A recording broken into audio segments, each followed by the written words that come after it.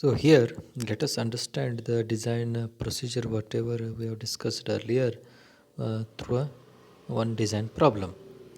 So here the design problem is given as design the weld to connect two plates of size 150 by 12 and 200 by 12 mm. So here the plate sizes are been given, that is one plate is given as 200 by 12 mm and the other plate is given as 150 by 12 mm. This is one plate, this is one plate, and the another plate is this one given. So they are asking here design the weld. So design a weld means, so what is the length of the weld to be applied on this side and what is the length of weld to be applied on the this side. Since this plate is kept one above the other and the load carrying by this member is say PU. First we need to calculate what is this PU, and for this PU what is the length of the weld required here, and this is symmetrical case. So here first we need to calculate design strength of the member, that is maximum load carried by the joint. The design strength of weld we have to calculate by using this formula TDZ, that is AZ into Fy divided by gamma mw, where AZ is the gross area of the member and Fy is yield stress of the member and gamma mw is the partial safety factor for the weld. And here the smaller size of the plate is to be connecting to the larger size, and this smaller size of the plate is carrying by the load PU. Then AG to be taken, this smaller size of the plate, 150 multiplied by 12 into yield stress of the material divided by 1.1. So 1.1 it is for the member or the material, and this is the load we got, that is 409.09 kilonewton, that is PU.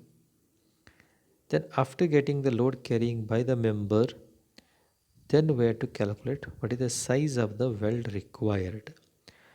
So first we need to check the minimum size of the weld required, and we have to compare the plate, that is plate sizes, that is thicknesses are given here 12 mm, and in table number 21, since the plate size are given 12 mm, so here it is given up to 10 mm, up to 10 mm the minimum size is 3 mm, 10 to 20 mm the minimum size is 5 mm. So here in the problem given the thickness is 12 mm, so it is lying between 10 and 20, the minimum thickness to be taken 5 mm, it is as per the code. Then here the minimum size I have mentioned here, I mentioned the minimum size as a 5 mm, that is table 21 page 78, and the maximum size of the weld, since this plate is kept one above the other, it forms the square edges, means this is the plate and this is another plate, and this forms the square edges. For the square edge, as we know, 1.5 mm thickness to be deducting from the thickness of the plate, it is given in code book. So 12 mm is the thickness of the plate and 1.5 mm to be deducting, the remaining thickness will be 10.5 mm, means that is the maximum thickness we need to apply or to be applied. Then the 5 mm is the minimum thickness, 10.5 is the maximum thickness. So in between from 5 to 10.5 mm we can select any one size of the weld. So here I am assuming size of the weld as 8 mm. 8 mm. because the thickness of the weld can be selecting from 5 mm to 10.5 mm. So I am selecting here size of the weld as 8 mm. Sorry, the size of the weld to be selecting from 5 mm to 10.5 mm. So I am selecting here size of the weld as 8 mm. Then the effective throat thickness. The effective throat thickness, that is the formula we know, 0.7 times of S. 0.7, it is depending upon the angle of fillet weld. The angle of fillet weld here assuming as a 45 degree. So for 45 degree, 0.7. So 0.7 into 8, because 8 we have assumed as the size of the weld, then we get the effective throat thickness as 5.6 mm. Then after getting the effective throat thickness of the weld, we have to calculate the strength of 1 millimeter weld. That is strength per millimeter run of weld. That is PUW. Then FU divided by root 3 gamma MW, length of weld into thickness of weld, that is area. Then we get the unit strength of weld as 1.06 into 10 raised to 3 Newton per millimeter. Then after getting unit strength of weld, then the length of weld to be calculated.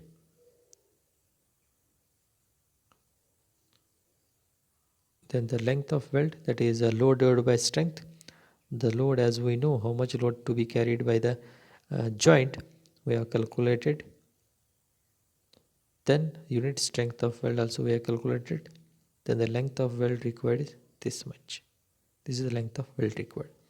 And this length of weld to be applied equally on either side of the plate. Then the length of weld on each side, LW1 plus LW2 equal to LW here. Sorry.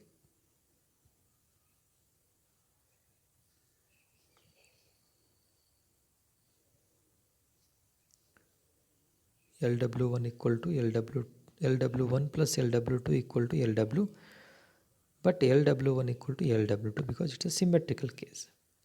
Then we get this length of the weld on either side. Suppose if length of the weld to be applied on all the three sides like this. This is the plate.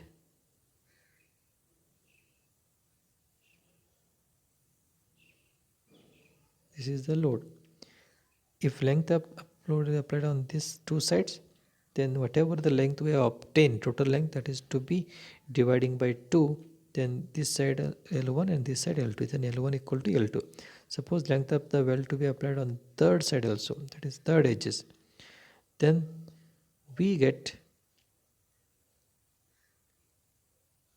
length of the weld, that is whatever the length of weld we got, that is 390 total length, and in out of 390, so whatever the width of the plate is here, say the width of the plate is given as a 150, 390 like this, 390 minus 150 divided by 2, we get 120 mm on either side. So this is for the symmetric case. So